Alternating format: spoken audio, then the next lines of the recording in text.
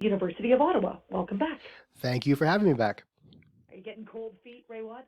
About the opening? Yes. Well, Unless there's something else you want to confess. Go there's ahead. many things I should not Unscrew confess. yourself. Open up. Speaking of opening up, first of all, the opening plans are pretty good. Like the things that they plan on opening up, I'm actually remarkably relieved at how rational it all seems to be. And the fact that they're looking at all the indicators fills me with more confidence. But I'm on Colin's side with this.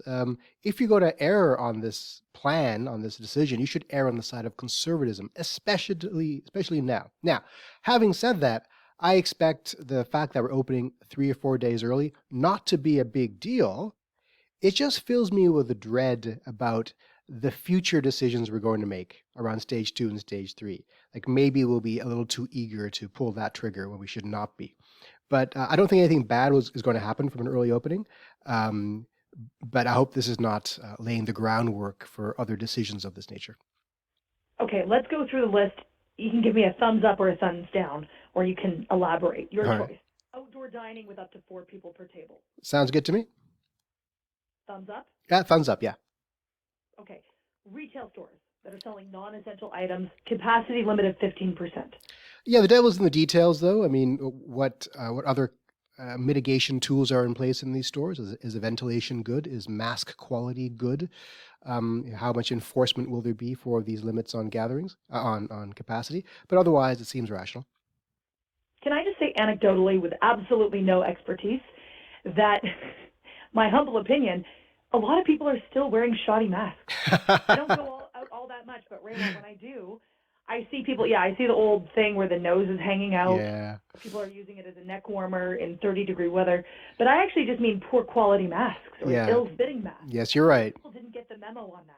You're absolutely right. And back during the first wave, that probably would have been good enough. But with these new hypertransmissible variants, the quality of the mask does matter, especially if you're going to be indoors for a long period of time, because COVID is airborne. And the two best ways of controlling an airborne disease are good ventilation and a good quality mask. And that last part is sadly missing. Outdoor gatherings for up to 10 people, to me that makes sense, because if you're distanced and you're following the rules and you have good airflow, I don't see the difference between 5 and 10. Yeah, I agree that that's a really good plan. And now the difference, the important point is you can't be hanging out next to someone all evening with a drink in your hand. You can't be leaning in and having an intimate conversation. You have to maintain your distance. But otherwise, 10 people outside is great. Day camps for children and overnight camps at campgrounds. Okay, this one is tough. The day camps are fine. The overnight is interesting because I don't know what that looks like. I never went to camp. I'm an inner city kid. I have no idea what that entails. Like, is I it? went to drama camp. Why am I not surprised? So my parents didn't send me to overnight camp. Probably for the best.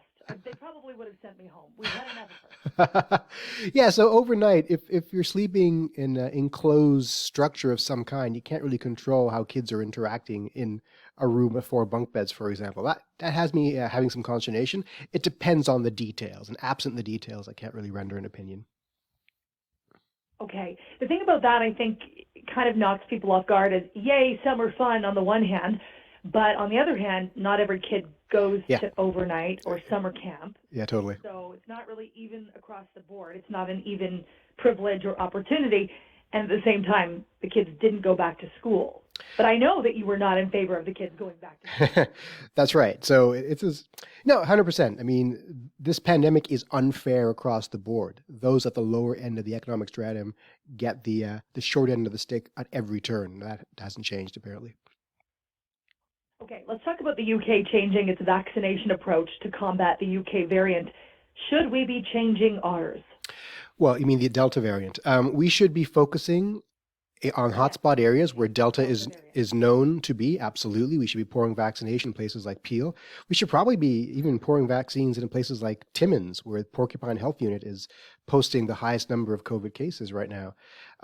There is a way to use our limited, though every day less limited, resources with the highest impact. We should be accelerating second doses. The first dose strategy was a good strategy. I'm glad we did it. But now that we have more doses coming in, and now that the playing field has changed with Delta arriving and the 2-dose efficacy being so much greater than 1-dose efficacy, it's incumbent upon our planners to accelerate that second dose, especially in hot zone areas and especially amongst community living seniors. So yes, I think we should change in that direction. Not that I'm just trying to cheer for the home team all the time on this, but locally, we've got our mayor speaking out after some Ottawa residents experienced difficulty trying to get their second doses booked. They say we're opening it up to 70 and above, but we have people 80 and above who still haven't been able to get in. Yeah, it's frustrating. Now, I don't know whose fault that is. It could just be a simple matter of administrative inertia. But we have the doses, we have the acumen, we have the administrative machine. Let's get her done. But the mayor is saying it's the distribution of doses and that it needs to be per capita, not just to hotspots. Would you agree with that? No, I don't. I understand why he's saying that. That's the mayor's supposed to say. He's supposed to advocate for your citizenry. And at a certain level, we're being punished for doing a good job. So we aren't a hotspots anymore, really, frankly. So we don't deserve as many. But if we want to get out of this as a population, as a province, as a nation, we got to pour the water where the fire is hottest still.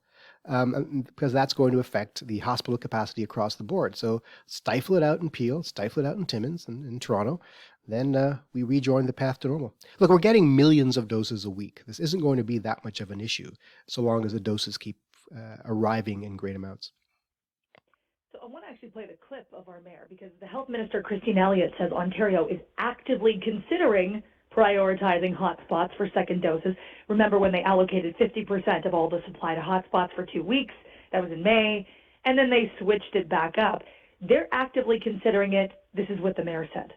We consistently have problems here with the system, and we're not getting enough doses. Even though when Peel and Toronto were the hotspots, we didn't complain and say, don't give them our share. They got a disproportionately larger share because they needed it to stamp out the hotspots.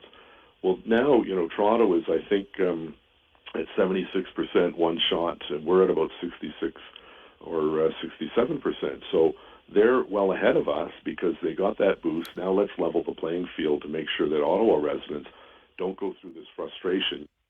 I know, as you say, we're not as much of a hotspot anymore, that we've done such a good job, but at the same time, are you concerned for the people over 80 who are getting close to crunch time and they still haven't gotten in to get that shot? Yes. If it was me making the decision making, I'd prioritize those over 80 across the board first and hotspots second.